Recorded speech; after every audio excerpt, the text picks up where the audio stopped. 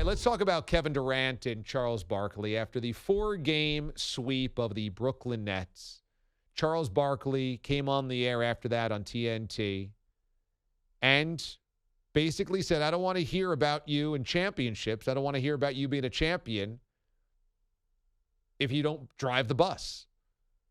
And frankly, I understood exactly what Barkley was saying.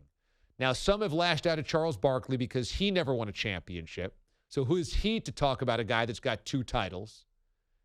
And then Kevin Durant fired back, if you consider this firing back, by yesterday posting 2 pictures in a row on his Instagram, of course, of Charles Barkley on those Rockets teams of the late 90s with Pippen and Olajuwon and Drexler. In other words, hey, you were a bus rider as well. You weren't the bus driver on a team with Hakeem Olajuwon, I suppose, is the idea there, that he was chasing a ring by jumping on with other guys who had already won rings before. Here was the discussion last night on TNT's set. When you say it, bus driver, to me, it disrespects you. It does disrespect me. Let me finish what you have accomplished. Because then it gives the ignorant people go, oh, he didn't win a championship. He's not great. You say it every week. No, I say you didn't win a championship. I never said you weren't great. I didn't know, and I never said KD wasn't great. And I never said KD wasn't great. No, you said he was a great player. He's a great player. And I never said you weren't a champion. There's a difference between winning a championship and being a champion. So wait, just in my break, I think that you are a champion, but it goes so many other things and variables to win a championship. So to say bus driver, the average person, this is what I'm saying, the person who doesn't know basketball. They're not in the conversation. But they're in the conversation. No, they're not. Listen, dude, we're not paying the internet any attention. Okay. Well, then why we show the internet if we're not showing the internet? That's what KD. No, but everyone is talking about it. But they're uninformed. They're uninformed. So then they're going, oh, well, you got to be driving the bus. No, they don't get it. But Kenny, guess what? Everyone don't have a say-so. We got G14 classification. Nah, man. Bus driver means it's your team. The point Chuck was making is that life is different when it's your team. Listen. No, but logic in this world, in this society, logic is an enemy. We're a menace. We're not. So they don't get it. We're talking. You can't always say things. Yes, you can. It's over their head. No, it's not over their head. When I'm in the room with the other Hall of Famers, I don't get to sit at their table. That's the way it is. This whole conversation was super interesting because it was a really honest and raw evaluation of what a championship means to the guys that actually have played and won championships. On that TNT set, Kenny Smith has won 2 with the Houston Rockets. Shaq won 4, 3 with the Lakers, 1 with the Miami Heat, and Barkley never won 1. And that keeps coming up. And Barkley is one of the greatest basketball players ever, certainly one of the greatest NBA players ever, but no championship hangs around his neck like a noose. It's the way that Barkley and Dan Marino and Patrick Ewing and those guys always have to live, that they were great, they were incredible, they were Hall of Famers, everybody respects them, but they don't have the jewelry. And I thought last night's conversation was really interesting because it came from guys that are on both sides of that fence. Barkley doesn't have a ring. The other 2 guys do. I was kind of surprised because I think Ernie Johnson does such a good job on that show that he was trying to wrap it up, because I thought this is one of the most interesting conversations I think anybody can have when you're in it. Barkley is one of the rare guys that can speak about this and do it honestly. Again, that list is short of the all-time greats that still get undying respect, even though they didn't win a championship. Like Barry Sanders, like Dan Marino, like Charles Barkley, like Patrick Ewing, like Karl Malone. There's a handful of guys that were great, but just simply never got the ring. And so here is Barkley, honestly, I think, saying, yeah, there's levels here. And when we talk about champions, and there's Michael, and there's Magic, and there's Shaq, and there's Kobe, and there's Duncan, and there's Wade, and there's Kareem, I don't get to sit at that table. Now, Kenny Smith there is being, I think, defensive and protective of his friend. But I didn't really understand Kenny's argument there. Because ultimately what this is about is Kevin Durant truly a champion because he's got the jewelry, or is it a different kind of champion because he didn't drive the bus? Now, that's also kind of a vague area because when it mattered, Kevin Durant was awesome. Steph Curry wasn't the MVP of those two finals. Kevin Durant was. The best player in the NBA Finals was some ranking of LeBron and Kevin Durant of those 2 years. You could argue LeBron was even better than Durant, but Durant got the championships, Durant got the 2 MVPs, and Durant was sensational in those 2 finals. This is why this conversation's interesting, because there's no easy answer on it. Kevin Durant did not drive the Warriors bus. They won a championship before him. They won 73 games and went to Game 7 of the NBA Finals the year before him. They're back as a good team now. They didn't need Kevin Durant to win championships, which ultimately was the most dissatisfying part about Durant's 3 years there. The Warriors didn't need him. Once they added him, it became a foregone conclusion who's going to win the championship. And you can point to the 3rd year where the Raptors won it. But, I mean, honestly, if Klay Thompson and Kevin Durant are healthy, I think we all believe that the Warriors win a 3rd straight championship. And at that time, had Kevin Durant decided to re-sign in Golden State, who knows? They might still be winning championships. I think Charles Barkley ultimately is right here in that every year Kevin Durant's had to be the guy to drive the bus.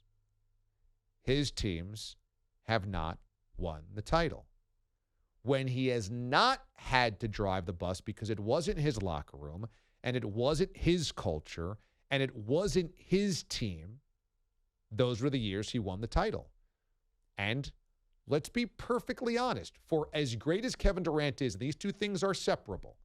For as great as KD is as an all-time scorer, his 2 championships come as a passenger on a great team without him. That's the truth. Now, they were made into unbeatable with him. It's not like he detracted from it. They weren't neutral because of him. They were better because of him. He certainly upped what they could do, their firepower, their unbeatableness. But they didn't need him. That was Steph's locker room. That was the Warriors and Kerr's culture. That was Steph and Klay and Draymond, and before him, Andre Iguodala, and all of those guys that built the 15 and 16 teams to as great as they were. And it's still Steph's locker room. And it's still Steph's franchise. And KD was a carpetbagger, and KD came in and was great for those years, but KD was so an alien in foreign soil that there was always the report of discontent, of friction, of him versus Draymond, of him versus Steve Kerr, of him versus the organization's health and wellness, of the doctors, the medical team, all of that. There was always friction. It was never KD's home. And when KD had a chance to leave, he did. So Barkley's right in this instance. Before Golden State, Kevin Durant failed. After Golden State, Kevin Durant failed. Before Golden State, Kevin Durant was the alpha. After Golden State, he's supposed to be the alpha. And in those moments, he has failed.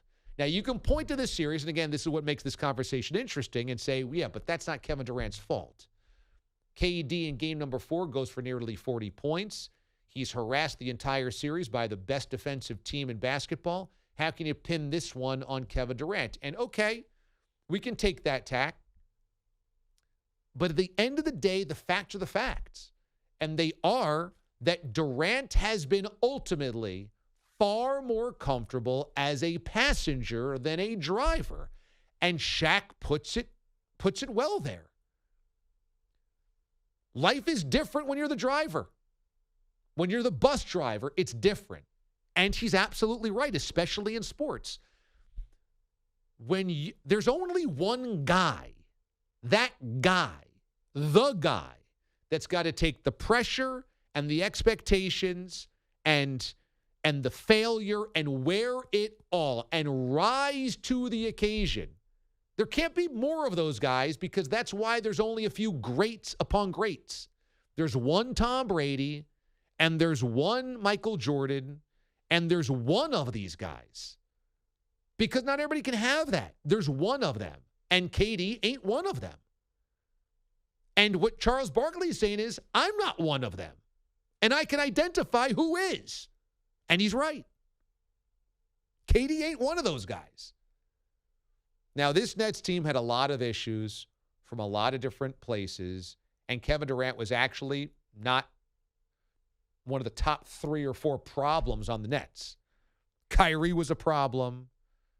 Harden was a problem. Ben Simmons is an ongoing problem. Perhaps Steve Nash is a problem. Perhaps the roster is a problem. Perhaps everything is a problem besides Kevin Durant. But, look, you're one of the all-time greats. You just got swept. In your first 3 games, you were non-existent in the series. And Mraz, as you said after game 1, Kyrie Irving had 39 points, but it doesn't matter. The Nets can only win if Kevin Durant was great. And out of 4 games, he was great once. Which is why I would slightly disagree with what you said. I think Kevin Durant was their number 1 problem in this postseason. The number 1 problem? He is the best player. He is the alpha, and he was borderline horrific at times in this series. Turning the ball over left and right. The first time in his career where you went back to the combine and the old jokes about him not being strong enough. He could not handle physicality, and it's the first time he had true physicality on him for 48 minutes every single game, and he was a turnover machine. He is without a shadow of a doubt, at least in this series specifically, was the biggest issue with the Nets. Not their roster when Bruce Brown is scoring near 30 points. Not Kyrie, who did it all in game 1. It was Kevin Durant's problem, who was the problem this series. Well, Kyrie also was very bad in the final 3 games. I agree. And I'm not giving Kyrie a pass, and Kyrie's there to be Robin, but at least out of all the 4 games, Kyrie had the best game, if you want to take 8 games between them. Durant has to be that guy, and he was an absolute horrific issue in this series. And game 4 is nice. He puts up 39, but the series is over. He's got to have 39 in game 2 or game 3. And misses the crucial free throw at the end that could have helped them win the game. That game 4, has got to be game 2 or game 3. Yep. Or game 1. I agree.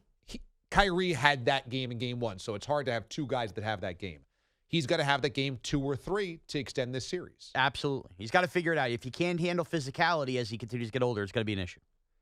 And it's a weird place where Kevin Durant resides because he's obviously so sensitive. It's completely unnecessary for him to be taking shots at Charles Barkley because either you're Kevin Durant and you're fine with your 2 championships and you don't need to respond, or you're really sensitive because you kind of know that there's a truth there and you're trying to lash out at Barkley by saying, hey, you did it too.